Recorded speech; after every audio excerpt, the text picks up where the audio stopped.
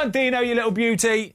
Palace have won the FA Cup. Dean Henderson, man of the match. It was a good weekend of football, wasn't it, Watto? Oh, my God. Before we get into it, though, we are down to the bare bones today, all right? We're struggling. It's end of the season. We've got injuries. Tom's ill. It's just me and Watto today. But we have had a belting weekend of football, haven't we? Incredible weekend. We didn't realise it, but we bumped into each other yesterday at Coleshill, finals day. Louis performing for Bromsgrove. Yeah. Ethan performing for Redditch. Go on, Ethan. 2 wins, come on. We both bought the cut back, absolutely buzzing. We're going to put some pictures on screen now. Louis' game went to a penalty shootout, 3-3 at full time. Bagged his penalty. They won, I think, 4-3 on penalties. Ethan's team, 4-1. Yeah, 4-1. 1 down at half time. We're thinking, oh no, Palace, Man City here, but second half came strong. 4-1 victors. So it was a good Sunday. We had a few beers as well. Oh, beautiful day. Lovely. Sun was shining. Right, let's get into it. FA Cup. Actually, before we do that, Watto, with the summer transfer window about to open, if you were a big boy player and you could go to any team in the Premier League, who do you think would be the most attractive team to sign for? Liverpool, Arsenal, or Man City? Well, I think it's a really good question, and with a window open, there's going to be so much debate. But I have to give my personal take on it. I think you saw at the weekend with Palace beating City. I don't think they're the force of old.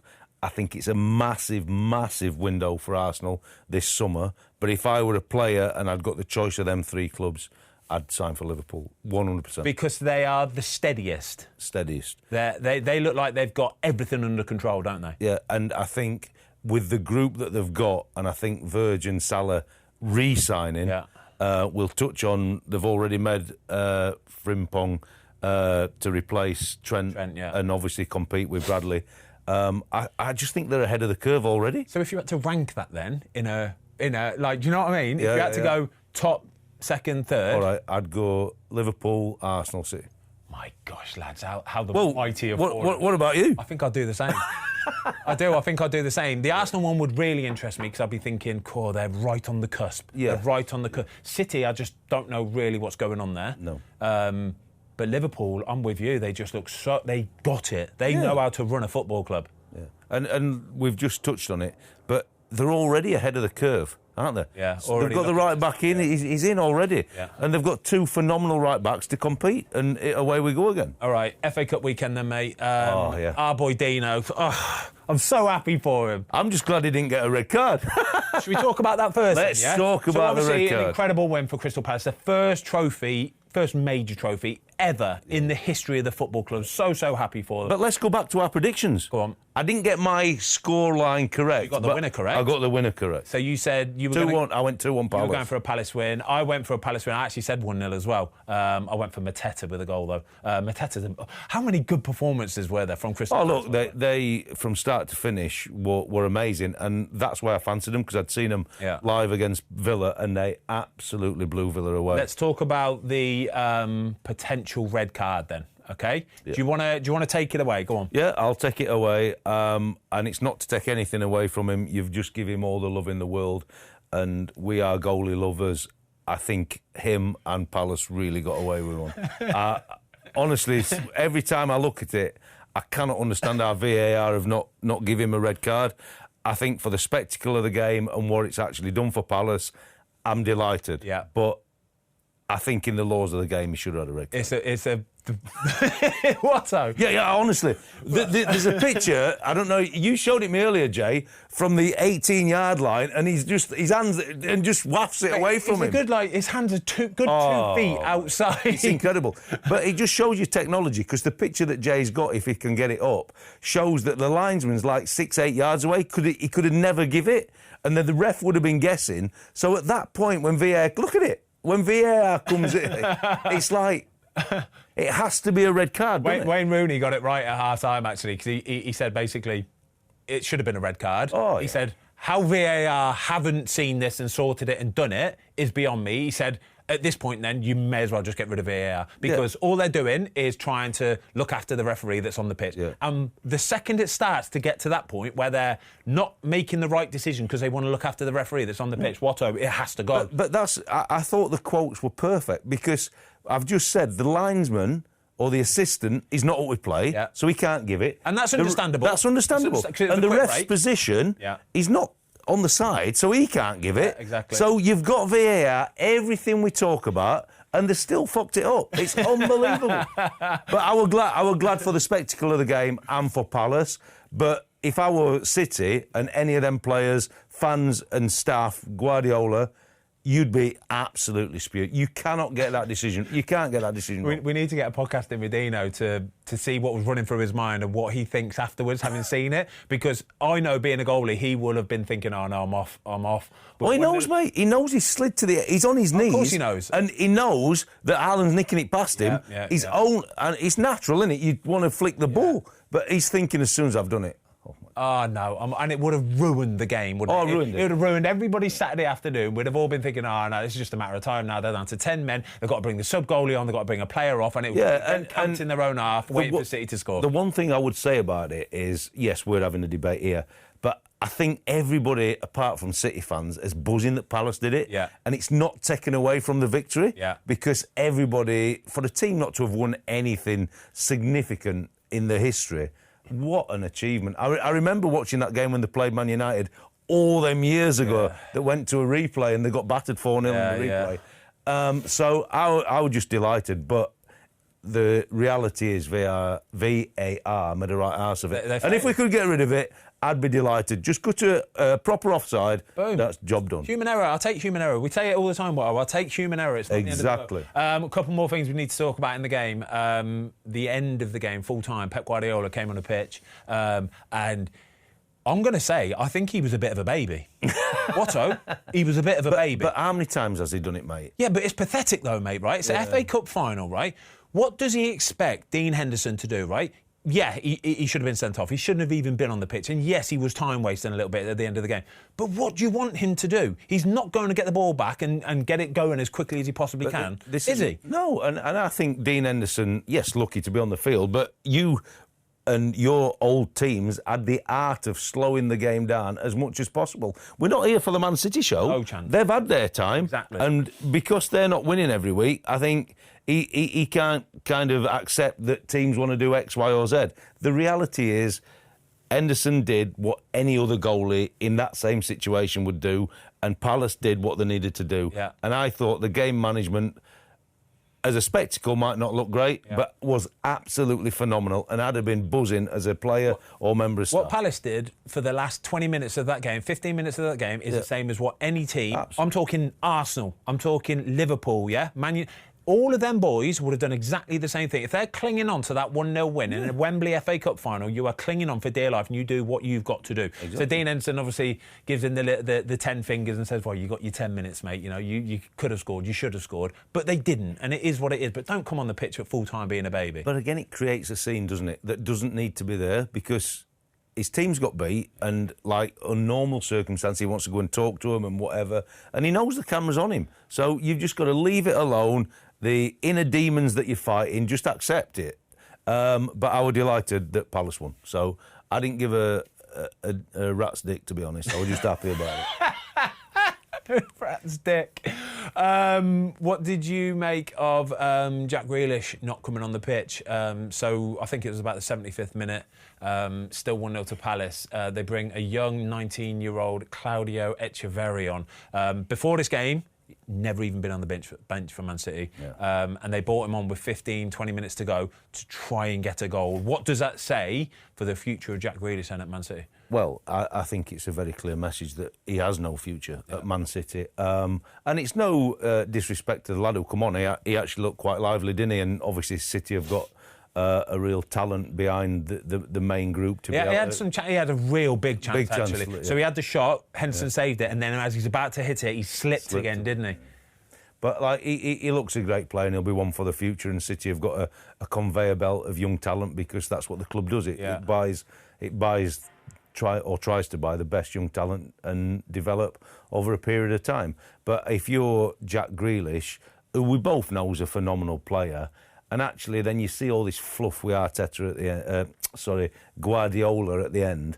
If he really wanted an experienced player to go and stamp his authority in that last 15 to 25 minutes with injury time, Grealish is going to create havoc in that moment. Big pitch at Wembley.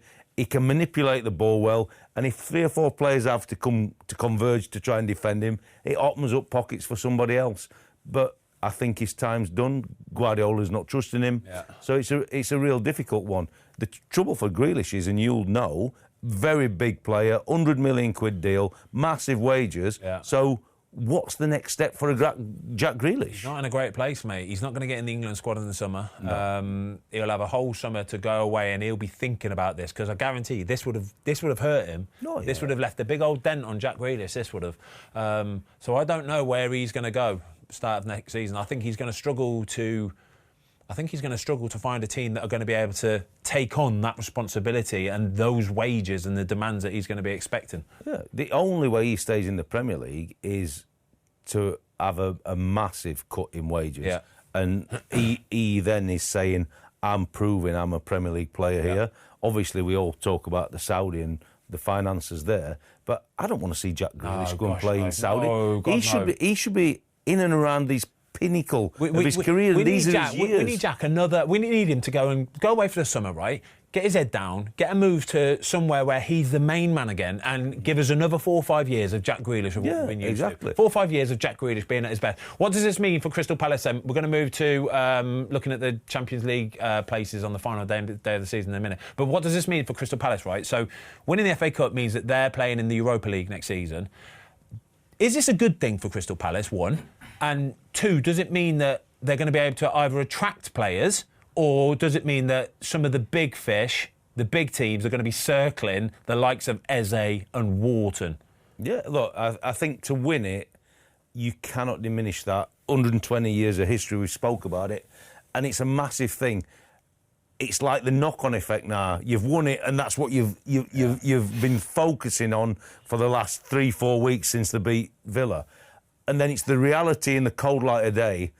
Shit, have we got a squad capable to try and compete? Because that's hard work, isn't it? You know what it's like. When you're playing Saturday, Wednesday, or Saturday, Thursday, and it's Sunday, Thursday, you need to almost have 2 11s, don't you? You need to have a much bigger squad. And Palace have got some phenomenal talent, but I don't think it increases their attractiveness to a player coming.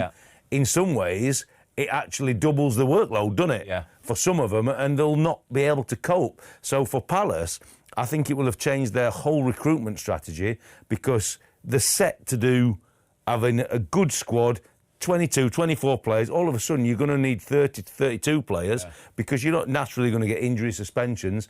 And to try and compete, well, every Sunday is going to be really, really tough. So you've always got to be careful what you wish for, and I think next year will be tough for them. But if they lost any of them players, then it would be tough for them. And here's a thing. But I don't think Grealish would get to a Palace if they've got their team now. Really? But if they lost an Eze, a Mateta, of some ilk, then probably a Grealish would potentially get to Palace. But is that how far we're saying he's dropped off? That at the minute, I don't think Palace take him unless they sell. No, I think, you know what? I think football's improved so much now, Watto. I do. I just think the standard across the board in football, in the Premier League particularly, has improved so much. So you're getting the likes of Newcastle winning League Cups, Palace winning FA Cups. Premier League now, you look at that top 10, and not everybody can beat everybody, but you're not surprised when a Brighton or a Brentford or somebody like that goes and beats an Arsenal or a Newcastle or a Liverpool, are you? I just think the whole standard has been raised so much. Yeah. So when you say there about could a Jack Grealish get into a Crystal Palace, I don't think there's any disgrace in that either. I don't think that's a bad thing because Palace are a genuine threat now. They're a really, really good team. I think we've got a lot to look forward to in terms of the next week and see where the league table finishes in terms of the top half and where the European places get to and trying to get in the Champions League. But come the end of next week, if you think that you're going to say Liverpool champions, Newcastle United League Cup winners, Crystal Palace FA Cup winners, and then you're going to talk about who's got in that 3rd, 4th, 5th slot, it's really been an incredible finish. Right, so the Arsenal game yesterday, we're going to talk about the Champions League places now, right? So Arsenal going into that Newcastle game yesterday, right? it was a sneaky, massive game, Watto. Oh, big game. It was a yesterday. sneaky, massive Big game, right? yesterday. Because if Newcastle would have won that game, I guarantee you Arsenal would have been going into the final game of the season away at Southampton, shitting themselves. And Aaron Ramsdale going to come back to haunt them. Can you imagine? Oh, Can you imagine? A thing of beauty. Like Southampton score an early goal or something like that. Arsenal get a last-minute penalty or something like that, and he goes and saves it, and they're out of the Champions League places after spending all season as like a title contender, and then second all season long, and then they go and it would have been one of the biggest sort of flops I've ever seen, Watto. Yeah. Anyway, they won the game 1-0, and David Raya, in fairness to him, man of the match, he was great. But I think Arsenal were probably... I don't know, how did you see the game? It was kind of... I expected Arsenal to win it. On the balance of play of watching them, I just felt they were probably the better team. I thought Arsenal always looked like they had control, but if you're honest, Newcastle had the better moments, didn't they? Much better moments. And I think they'll be absolutely spewing Newcastle this morning. Yeah. Yeah, I think that... a big opportunity, wasn't it? A big opportunity for them. It? And I think it's gone. And you're right in what you say. I mean, I thought Raya produced some unbelievable moments of goalkeeping. And he's obviously fighting for that Golden Glove this year. Oh, he's level on with Sales, isn't he, on 13 at the minute. So every team in the Champions League places this weekend went and won. So, obviously, apart from Newcastle. Chelsea winning against Man United on Friday night. Villa won against Tottenham Friday night at a canter as well. Forest won 2-1 yesterday against West Ham. So it sets it up nicely now, Watto, doesn't it? We've got the table on the screen in front of us here. Give me your predictions for who is going to make it and who is going to drop out. So, obviously, Man City still have that game in hand, which is a massive advantage. Massive game tomorrow, isn't it? Yeah. I think they've got Bournemouth at home tomorrow, and then they finish at Fulham. But within the new rule situation, like Fulham is still... Theoretically, if Chelsea fail... This is Jamie's information, so don't be shooting me down, right? If Chelsea... fail at Forest and finish 7th. That's a horrible last game of the season. Oh, my God. But Forest, it's all to play for, isn't it? That's Forest a horrible game. If Forest win, they're in the Champions League, so it's a great game for them. But if I've got this right, if Chelsea lose at Forest and finish 7th, because Villa go and beat Man United and City... beat Fulham, which you'd expect City to be in that top 5, because they've got 2 games left. And absolutely, and Newcastle do the stuff at home to Everton, and that puts Chelsea 7th, and they win the conference. That puts them in the Europa League, guaranteed, which then gets the 8th place conference Premier League. Yeah. Oh my God! So the 8th place could be open. So as it stands, so Palace are already in Europa League. Yes, so next Palace season we have got an awful lot of teams, of playing European football. Right? So Palace are already in there, Newcastle are already in there, but they're going to get Champions League anyway. We would think so. Yeah. But then it goes between Fulham, Brighton, and Brentford for that 8, and Bournemouth for that 8th place, which could get you a sneaky Conference League position if in Europe Chelsea next fail. season. If Chelsea fail, right?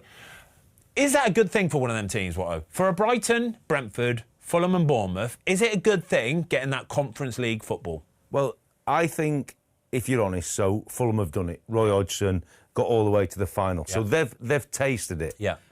I think it makes it really tough in the Premier League. But if I'm a football fan and I don't feel as though we can win the Premier League, and that's why it's great that Newcastle have won the League Cup, it's great that Palace have won the FA Cup, because as a footballer and as a fan, you want to try and win something. And you want away days. And away days. You want some belting away days. If they can't win the Premier League, which we have to accept, even though it's the greatest league and it's the most competitive league, still the top 6 to 8 have got an advantage. Yeah. But if they can get in Europe next year for a Bournemouth, a Brentford and a Brighton... Well, Brighton have had a taste of it, to be fair. But let's go to Brentford or Bournemouth. I think that is absolutely phenomenal. Yeah. And would it affect the form next year? Of course. But I think for their clubs, players, fans, it's amazing. And that's why it might make it tough for a City at Fulham last day of the season. You know what? I've always, as a player, I was always of the view that getting into Europe by that 7th and 8th position, it was always a hindrance going into the next season. It would always affect your Premier League performances because you're all over the place. You're always travelling. Everybody's always tired. You need a massive squad. But I just think nowadays that like I said earlier, the standard of the Premier League is so high now. And those top 10, 11, 12 teams are so good now that realistically, Brentford, Brighton, Fulham or Bournemouth could win a Conference League next year. They could win a European trophy. 100%. And could you imagine what that would do for the football club, what it would do for the fan base? Yeah. It is absolutely massive. So I think I've changed my view, Watto. I genuinely have. I've changed my view, whereas I used to think, it would just ruin your season next year. I honestly think they would go into that competition thinking, we're going to win it this year. We're going to win it this year. I think, and realistically, well, like West Ham did, like Chelsea, we expect against Betis, will do. It opens something up for you. But if you think about the result at the weekend, the result for Fulham at Brentford to win that game 3-2. Because if Brentford would have won that game, they're virtually touching it. They've got it. Yeah, I know. And then Mbeumo missed a penalty. Leno, that's the first one that's been saved from him. Yeah. So I think it were an incredible result for them. And you look at it now, what it opens up is amazing. And I think you're right. The standard of the league would say that so high, isn't whichever Premier League team represents us in that Europa Conference, it's probably big favourite to get a long way in that tournament. So give me your top 5 predictions then. Obviously, it's likely that it's going to be Arsenal second now. So give me your 3rd, 4th and 5th. I'm going Newcastle home win 100% against Everton. Everton can't change nowhere in the league. So Newcastle are finishing 3rd. Yeah. I agree. This is where it gets spicy. I'm saying I thought Forest were going to depart, but I'm going to go that they're going to beat Chelsea. And I'm going to go that it's going to be Man City and Forest. And Forest, yeah. And Villa are going to miss out. Villa will just miss out. Do you know what? It's agonising, isn't it? But can you imagine? Because they've got 2 tough games, City. Both teams have got something to play for, Bournemouth and Fulham. I mean, we talk about the league. You imagine City this year, nothing apart from a Europa League to play for next season. Yeah, true that.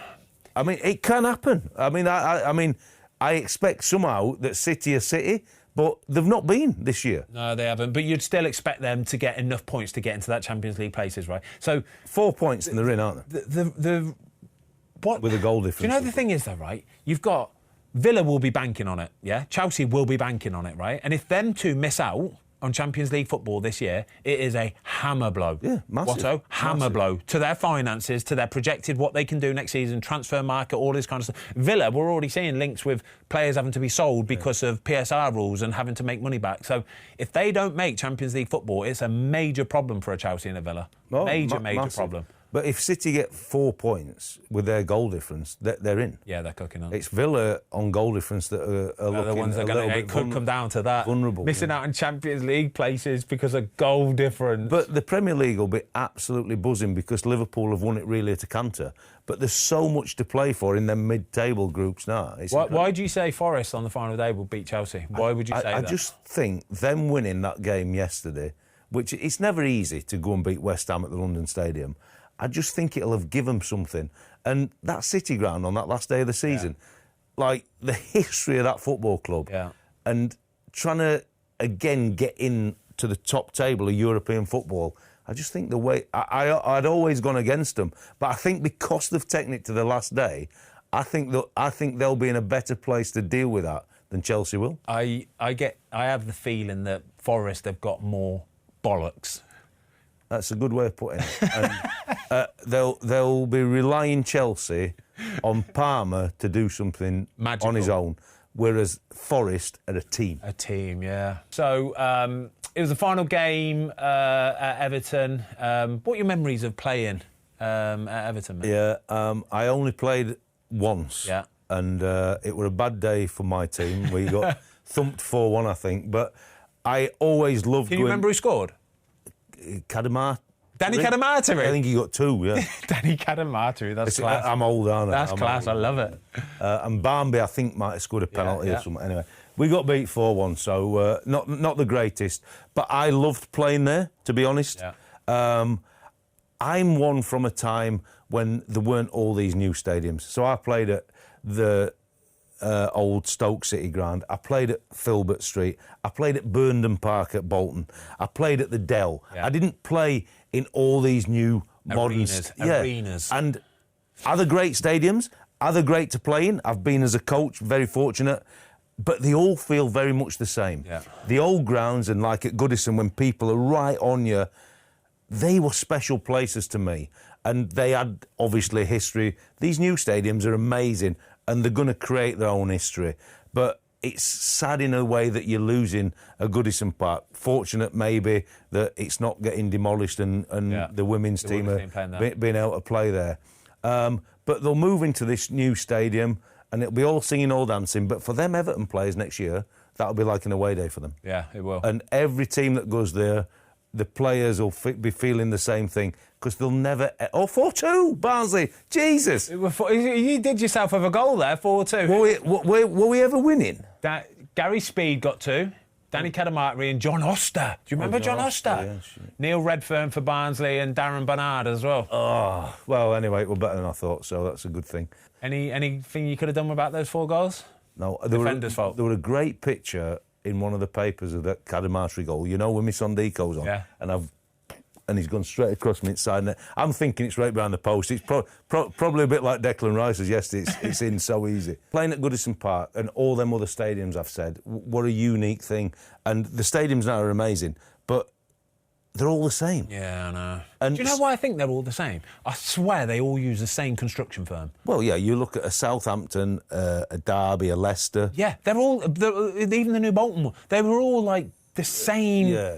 construction firm, and they all just plonked up the same thing. Whereas the old school ones, like your Goodisons, but you your felt Dells, my God, it was like it was a local construction firm, right? And yeah. they made this like absolute horror place to go. Like I used to hate going to Everton. Oh, mate, hated it, mate. Yeah, like you're driving through the council estate to get there. It's rough as you like. You know, you feel this sense of like trouble brewing, like there's a storm brewing, and then you get off the coach and you're getting absolute dog's abuse from the Everton fans, and it was brilliant. I wasn't used to turning up in the Barnsley team bus and going to shiny new stadiums.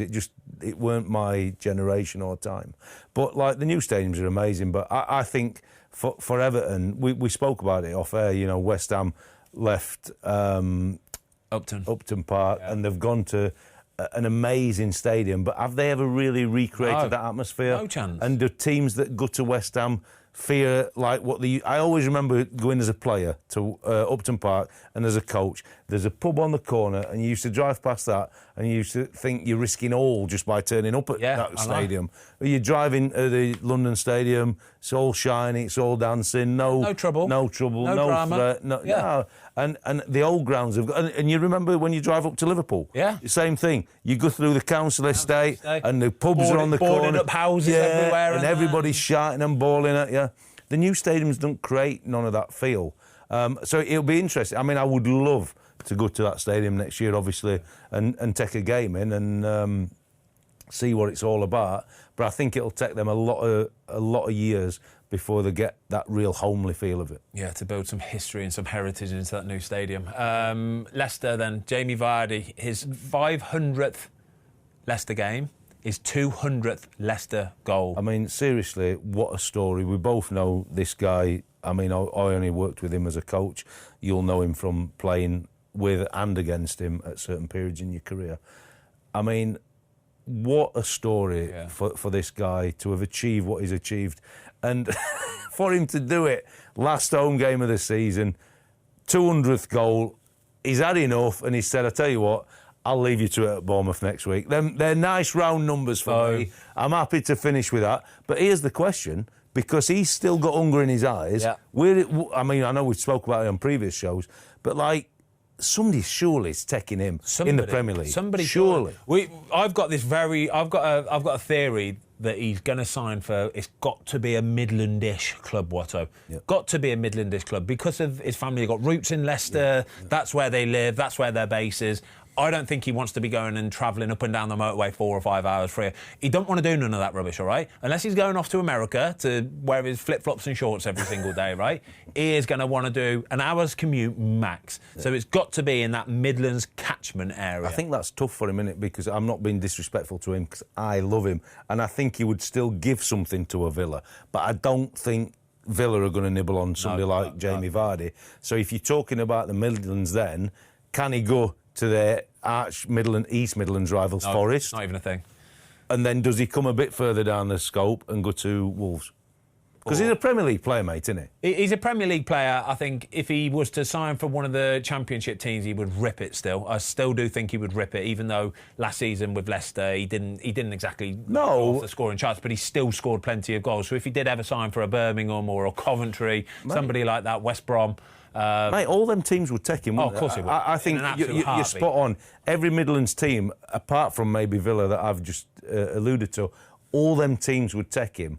It's just whether he sees himself as that Premier League player. And you know him, I know him. I think he does. Yeah. I don't think he wants to walk away from being that Premier League player. Yeah.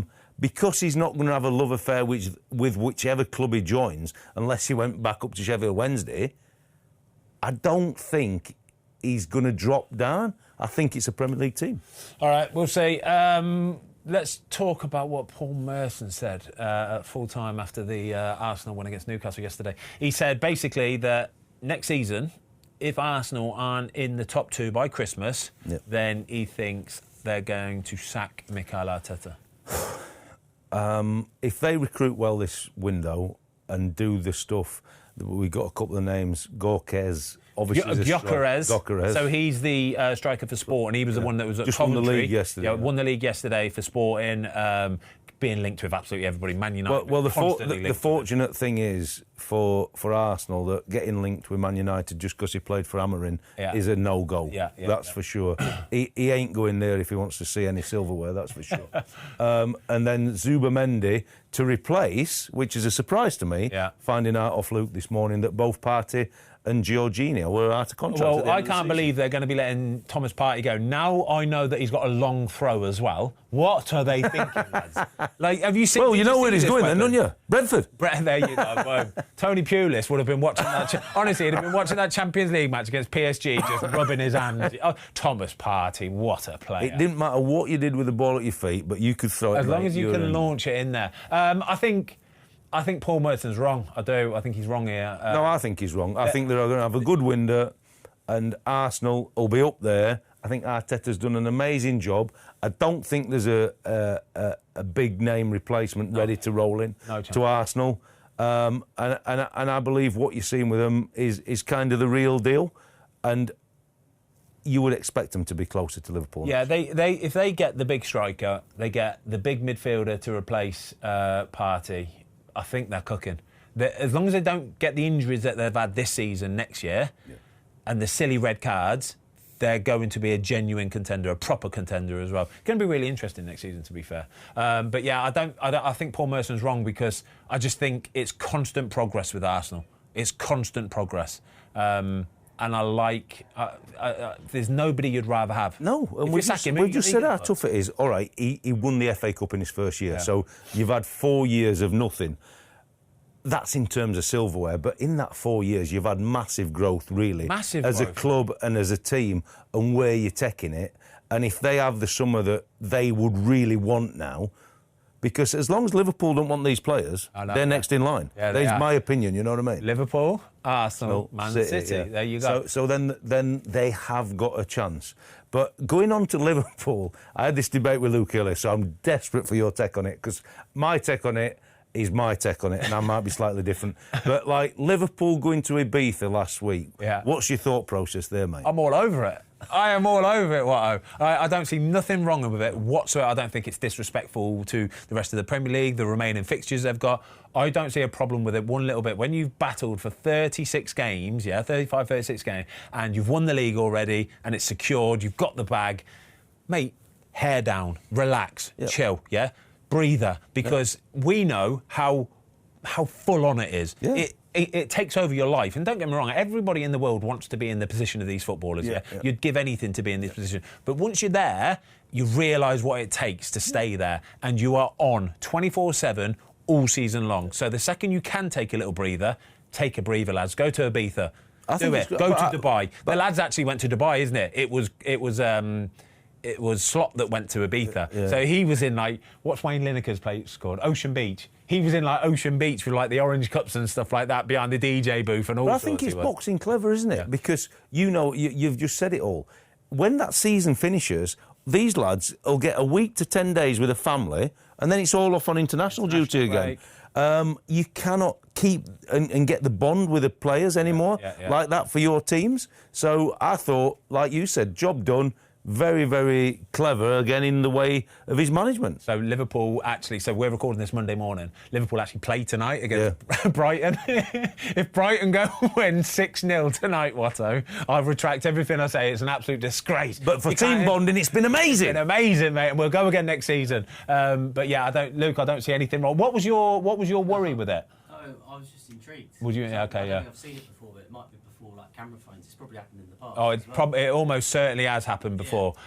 Once you get to even with teams that are kind of safe, you know, like the middle of the league teams that their main focus is not getting relegated, right? So with sort of 4 or 5 games to go, if they get safe, that is an exceptional season. They're absolutely buzzing, aren't they? Yeah, and it's, again, players' time. But if you said to them, we're all going 2 days after the end of the season, you got no chance of getting the full group there because they've all got plans with a family, and then 99% of them have got international duty somewhere on the planet. Yeah. So you have to control what you can control because you're still on their... you're in charge as the club. The players are yours now, not in their free time. So I think it's a very smart way of trying to do something and say well done before the end. I guarantee you, every one of those Liverpool players' wives, will have a holiday booked, right, from Monday morning or Sunday night after the last game of the season, for a week before they join up on international duty. Yeah. They'll be booked away literally that night or the next day. So, like what I said, you are not getting a little lads' holiday in. It's not happening. Absolutely zero and chance. the whole thing for everybody to be together to celebrate is so rare in football now. That's the only way to do it. And as you said, as soon as the internationals are finished, they're on the plane that next morning because they're getting that 2 or 3 week break, and that's it if they're lucky. Yeah. And it's unfortunate, but it's a relentless time schedule, which takes you on to Huijsen getting signed by Real Madrid. Boom. And straight into the Club World Cup. Mate, that kid is flying, by the way. Flying. Absolutely. What a rise. What a rise through the ranks. So how old is this Huijsen at the minute, Watto, Jamie? 22 years old. So he only signed in the summer for Bournemouth. I think it was about 15 million euros, wasn't it, Lukey boy? Something like that from Juventus. So we were saying, what, best 40, 50 grand a week? 40, 50 grand a week he'd have been on at Bournemouth, right? And fully deserved. 20, oh my God. So 40, 50 grand a week at Bournemouth. In fairness, he deserves it. He's absolutely killed it this season. He's been a shining light.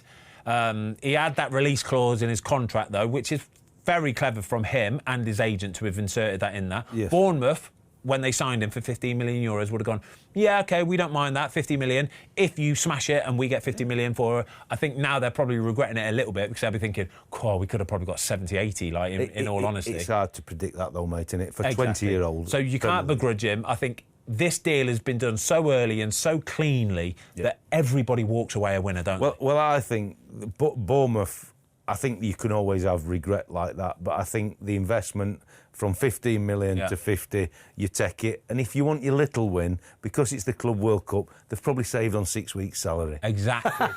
It's a big thing, It's a big thing. Football clubs genuinely look at that kind of thing. They will look at that kind of thing. And because Real wanted him, right, go on then, take that last 6 weeks' worth of money as well. 40, 50 odd a week at Bournemouth. Real Madrid, apparently he's on 9 million euros a year, rising to 11 million with bonuses and add-ons. So it's tripling up, isn't it? Basically, tripling a bit more.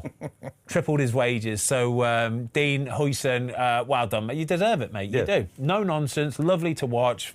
Absolutely fantastic. And that just shows what you can do. Come and rip it up, even though and go again. And you can go again. And go again. A couple more.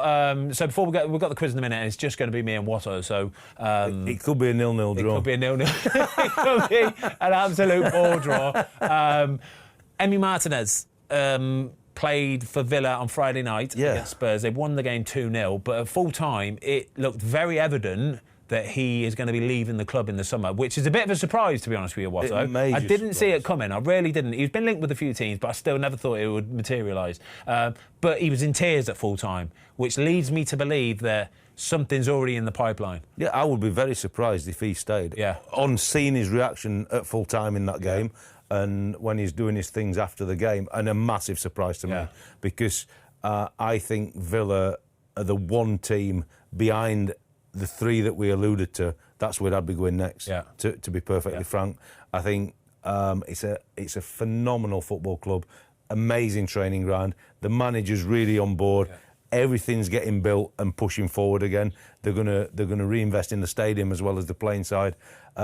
It's one of the top places to be, and I think Martinez is top. But if he's not going to be a City, because they're going to probably go for Costa, the Portuguese goalie. Obviously, Liverpool have got Alisson and done Mamardashvili.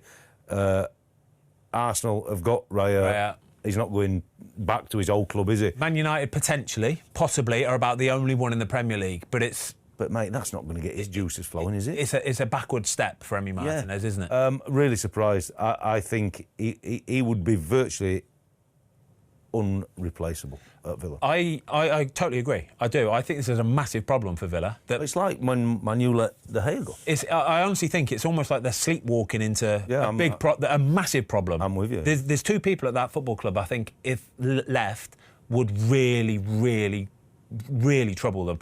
One's the manager and one's Emi Martinez. No, because I still think Emi has got another 3 or 4 years left of top, I'm talking top level. Yeah, one of the best goalkeepers in the world. Oh, he's won the Lev Yashin Award twice in a row, by the way. Yeah. The only goalkeeper to ever have done it. It's really poor of Villa to have got maybe to this. Hey, look, I'm hoping he doesn't leave for all Villa fans, and I'm hoping he doesn't leave the Premier League for us. But I mean, I love watching the guy do his work. He's top draw, but he would be a massive loss for Villa. And then the Europa League Wednesday night, then Man United versus Spurs. How do you see it going?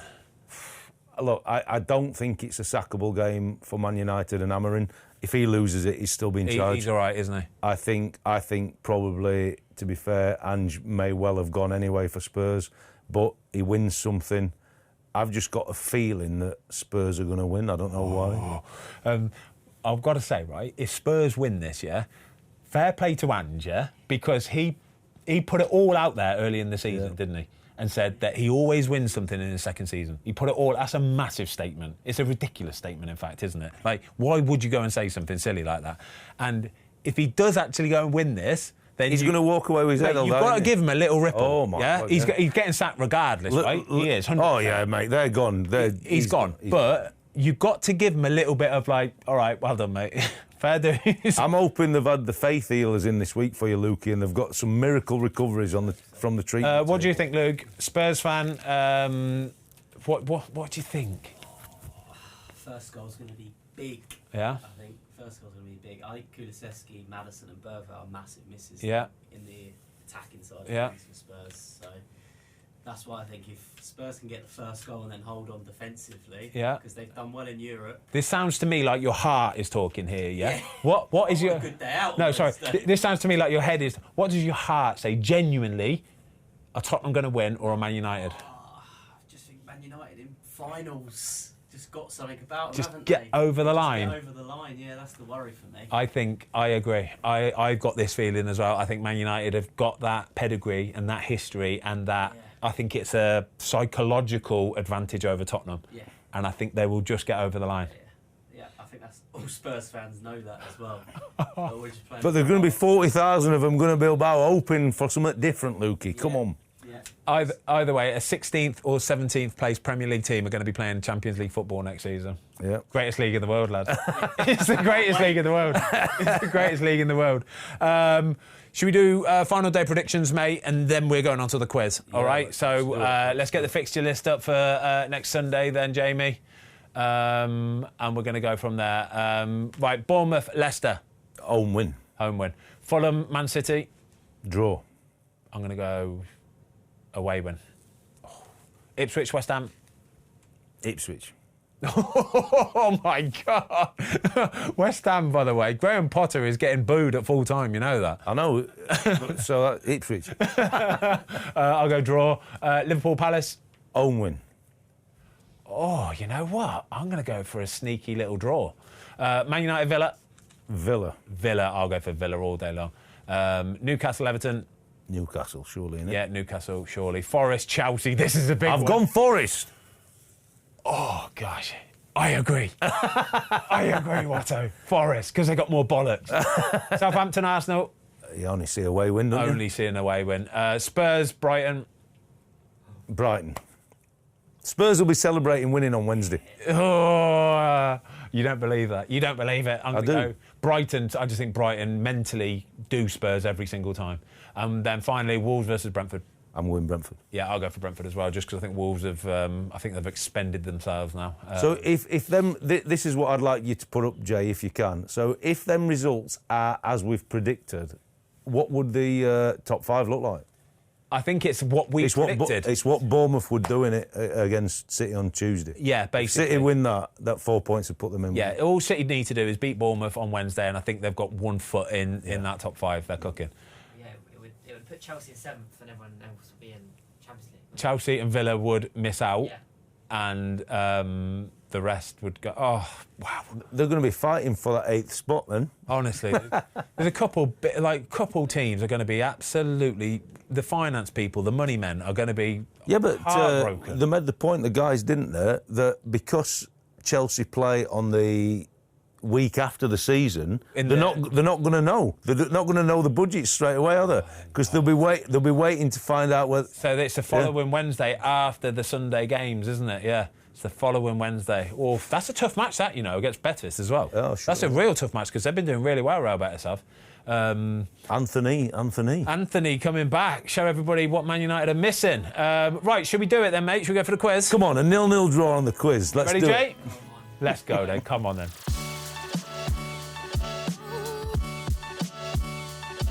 Hello everyone, welcome back to the quiz. Obviously we've got no Tom today, so you guys have actually got a chance to get a win. Tom should get points deducted for not being here today. Yeah, Minus, you should. How many should we take him off? By the way, get well soon, Tom. By the way. Tom. But if you get a yellow card in the quiz, you lose your life, I think. Oh, wow. Well, you're the ref. Well, maybe next season we might be seeing the yellow and red cards out. What are the questions like today, mate? Questions are okay. Luke hasn't checked them. Oh, God. But I put one gimme in there, so you guys will get off the mark today. So it's not going to be a 0-0? No, it won't Not be a 0-0 draw? I'd say if it's 0-0, you guys are disqualified for that. All right. Put it back on 0. That is pressure, that, mate. We'll put Tozer in second, we will. Yeah, all right. All right. Question 1. What club has Sam Allardyce been a manager at for the longest? Bolton. Bolton's the correct answer. Well done. I didn't mean that. That wasn't the gimme. I didn't mean that. I meant Blackburn, and I said Bolton. No, Bolton was the one, mate. Wow. Question 2. You can breathe now. I know. Come on, what? You got this. Oh, I'm all right, mate. Don't worry. I knew the answer. Just didn't say it quick enough. Eberici Eze has been on loan to one club. What club was it? I know this because I Eberici saw the Eze picture. has been on loan to one club. What club was it? I saw the picture of him yesterday, and he's with somebody. I'm going to go Millwall. No. Oh, 5, Jamie. 4, He's with 3. somebody. 2, 1. I can't think. All back in. Eberici Eze has been on loan to one club. What club was it? 5. Charlton. No. No, he's with like an older footballer who's like 3. just retired or something like 2. that. There's no point telling us all that. 1. Go on. Wycombe Wanderers. Wycombe Wanderers. It was Akinfenwa. Yeah. Darn it. I didn't know that. I was guessing there, mate. I was thinking London clubs, you see. I think Tom would have got that one. Oh, bugger off with Tom. He's not here. Miss you, Tom. Question 3. It's a career path question. I have played for Arsenal, Birmingham City loan, Sunderland loan, Bentner. Juventus loan. Yes. Bentner. I was thinking Nicholas Larson. Bentner. But he signed, didn't he? Yeah. Both of them. Lord Bentner. 2-0 to Ben. No gimmies yet. No gimme. These have been gimmies so far. Oh, yeah. What about the Eze? Yeah. Question 4. What is the name of Everton's new stadium? Bramdock. No, you're both wrong. Or Dickens Hall. No, all back in. Bramley Moor Docks. No, it's a solicitor's or a law firm. Dickinson Hall. No, you were out. I'm out. I don't You even came know in this. before. I'm close with what I'm telling you. Yeah. I'm so close. You should give me it. It's a financial law firm. Or What did you something. say? 5, Dickinson Hall. 4, 3. Dick Insider. I think that's why the Everton fans want it to get changed. What is the actual name of it? Hill Dickinson Stadium is the I'd name. give him that. No, can't. Come on, give him that. All right. I'm on the same page. I'd read about it. I'd give him that. You can't. You can't. You No, can't you call can't. What's it called? Hill Dickinson You Stadium. can't call it that. That's You can't call it He's got. Let's give him a point for. But that is the worst name. No, they've got to call of a it. stadium But that's ever. what the fans are saying. They've got to call it just Bramley Moor Dock. I'm sure. Because, Yeah. They I should said call it Bramley Door Mox. I said Yeah. Bramley Door Mox. So he can have that. It's But fine. it's not the name of the stadium. Yeah, but it's though. It's all right. Well, like, if you- I'm Yeah, it's nice, Jay. I knew that I was close, Look but at his I am face. wrong. Look at his little It's a face. nice face, but I'm wrong. Look at his little I am face. wrong. I'll give you the point. Yes, go on, Jay. That's not the gimme, is it? That was the gimme. That was the gimme question. Not That was a gimme. That was the gimme question. No way! We were talking about it on the show, and you both said. We never mentioned this Yeah, stadium. I made sure I didn't put What's it in the called? notes. Hill Dickinson Stadium. This is awful. Yeah. That's not the The gimme. Hill surely. Dickinson It's Stadium. been all over. I Like, thought we had the first Everton, we had question was everything. gimme. Hill Dickinson, people not writing about it, but talking about it. It's changing. Yeah. Dickinson I Stadium. got the Dickinson bit. What did I call it? Dickinson Hall. Yeah. Dickinson, yeah. Anyway, move on. That was the gimme, apparently. That was the gimme. I've never heard that, by the way. 2-1. There I've we never go. heard that name. There we go. Question 5. Darwin Núñez and what other Uruguayan player has won the Premier League? Suarez. No. Suarez has not won the Premier League. Forlan. Diego Forlan's a correct answer with Manchester United. Oh, man. 3-1 to Ben. I'm lucky I've got one. Yeah. Question 6. Come on. What Premier League club did Matt Ryan join on loan whilst at Brighton?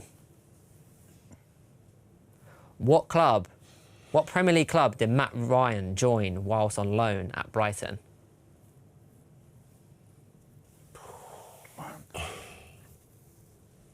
Arsenal. Arsenal was the correct answer in 2021. Did he play for him as well? I think he might have played one. I've good dug question, deep that. there. I've Done dug well deep there. there. You have. Dug really deep What's there. that, 4-1? Yeah. How many questions left? 7, 8, 9, 10. 4. Come on. This would be the Question. Do you know greatest. a funny story about Matt Ryan? He came on loan. Sorry, he came on trial at West Brom. So when I was there, it'd probably be 2013, 14 or whatever, he came on trial over from Australia, was struggling with like work permits and all that kind of stuff. But he came on trial, like we didn't take him because he was obviously new over and whatever. And then a few years later, I'm playing against him in the Premier League for Brighton. Unbelievable. Great career. Mate, He's unreal. Playing in Bruges, he was in Yeah. Belgium. He's in that, Belgium. wasn't he? Yeah, or whatever it was. No, great lad as well. Really good lad. Yeah. Get him on the pod. Yeah. Get him on. Question 7. Which Swedish player has the most appearances in Premier League history? Melberg. No. Oh, that's a good answer as well. Seb Larsson. Mel Berg is 3rd. Seb Larsson is 1st. 282. Would you believe it? I mentioned him earlier, know. didn't I? Well, what did I say? When you said who? Bentner. And I said Bentner, Larsson. Yeah, so Seb Larsson, 282. Freddie Lundberg, 241. Mel Berg, 232. And your boy, Jonas Olsen, 201. Go on, Jonas. I'm cooked here. Yeah. You are cooked, He's yeah. snookered. Okay. Yeah. Don't let it be a whitewash. He's got his one. Oh, no, he's got his one. Well, You've been very kind to one. give me one. pity one.